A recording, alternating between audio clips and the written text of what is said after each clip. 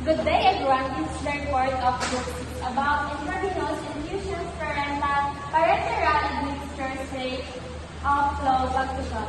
I am Camila May Manila. I am Pamira K. Hajali. I am Ashley Carbon. I am Mary Angela. First injection. Our sterile pharmaceutical solution or the suspension of the ground substance in a aqueous and non-aqueous vehicle. An injection is a method of administering a medication, fluids, or other substance directly into the body. This is done using a needle and syringe to introduce the substance into the bloodstream. Muscle intramuscular subcutaneous tissue. Some cutaneous tissue are targeted areas injection are packaged in small volumes and ambient or empty disposable syringe for single doses. So this topic is how to calculate the flow of intravenous infusions and parental administration. Ang intravenous infusion, yun yung mga fluids na diretso sa ugat habang ang parental naman ay mga gamot o iba pang substance na nilalagay sa mga fluids na yan. So ito yung paraan ng pagbibigay ng gamot, fluids o iba pang substance direct sa katawan gamit ang karayom o syringe. The different routes of injection is intravenous is direct sa bloodstream. Intramuscular is into the muscle and the subcutaneous under the skin. Next is intravenous infusion and sterile aqueous preparation and administered intravenously and relatively large volumes. Also, some intravenous solution are isotonic or nearly isotonic with blood. Isotonicity is not absolutely necessary because the volumes of fluid usually administered are rapidly diluted by the circulating blood. So, this slide focuses on the infusion and states that these are sterile aqueous solutions administered intravenously and in relatively large volumes. Kahit na mas maganda kung isotonic karehong osmotic pressure sa dugo. Ang solution na hindi kailangan lagi dahil mabilis na nadidilute ng dugo ang ini-infuse ng fluid. So, here are the common intravenous infusion solutions.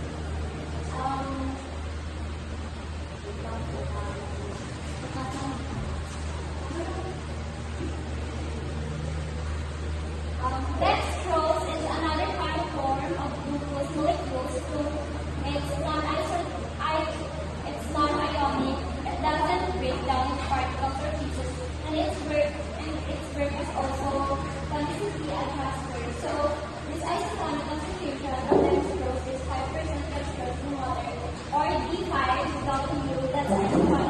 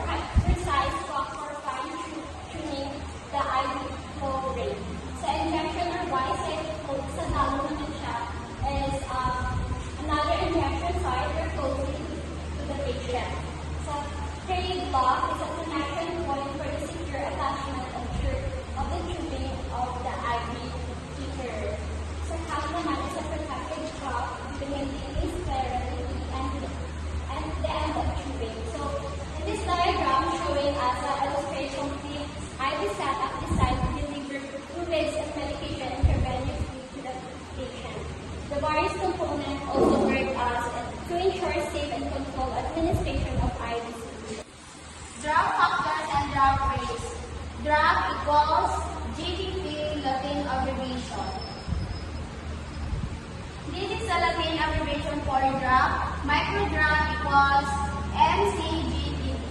Determined by specific IV tubing stud whose drip chambers are calibrated to deliver a specific volume per drop.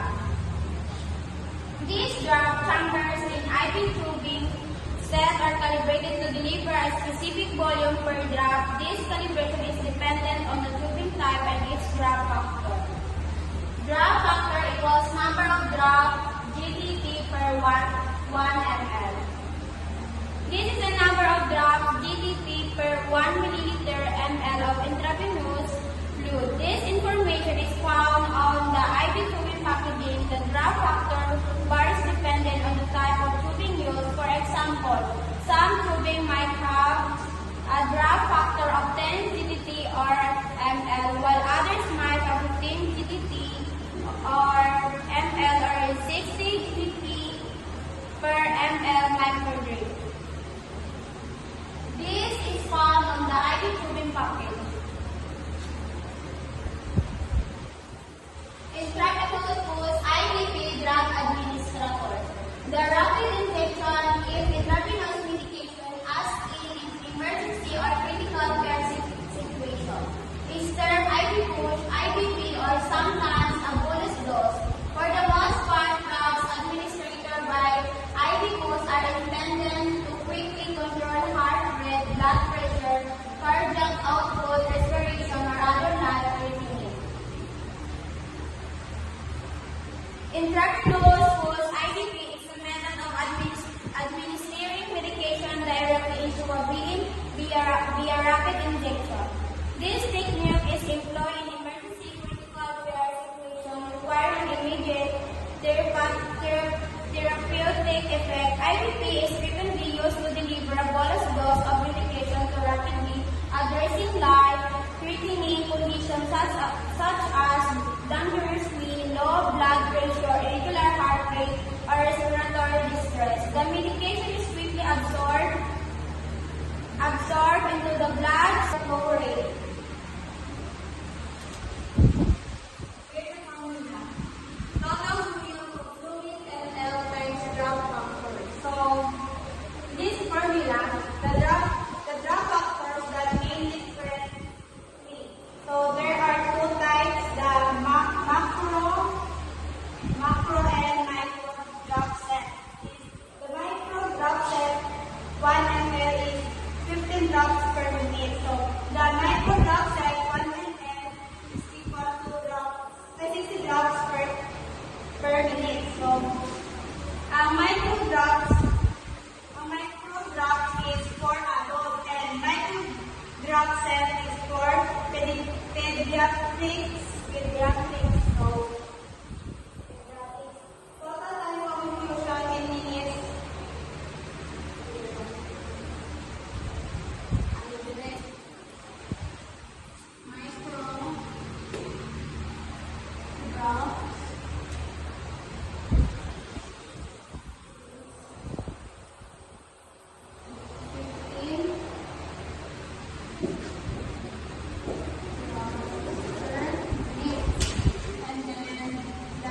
Micro drop.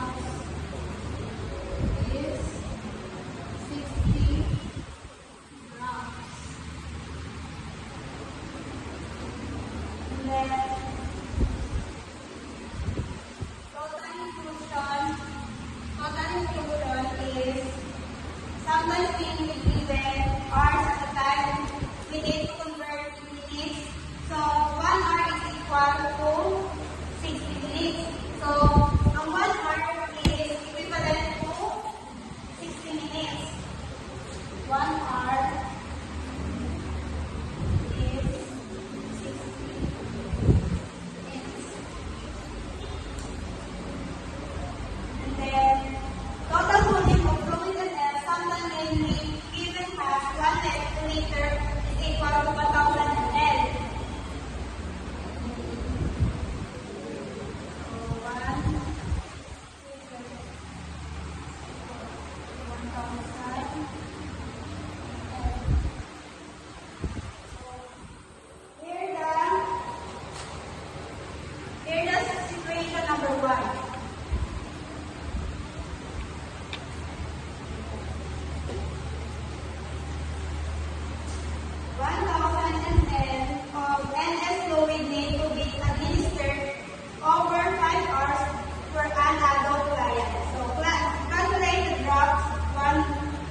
drops per minute. So, compare the formula.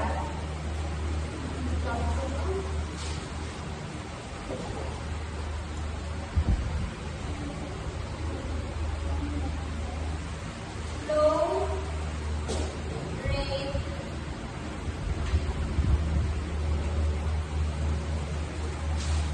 flow rate is 1,000 ml times 15. 15 is microdrops for alog. So, ihatag sa given is ang alog is 15. So, 15. 1,000 ml times 15 divided by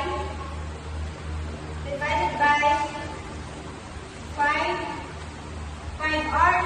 So, 5 hours is, ang 1 hour is equivalent to 1 minute. So, 5 hours times 60 minutes equals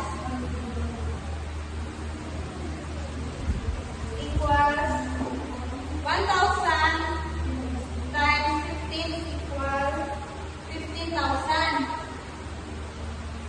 divided by 5 times 60 is equal 300. So, the answer is 50 drops per minute. So, these are the answer of situation of That's the end of our report. So, we'll be given a quiz that are 3 questions and you will be answer it and 1/2 yellow pad. That's all. Thank you.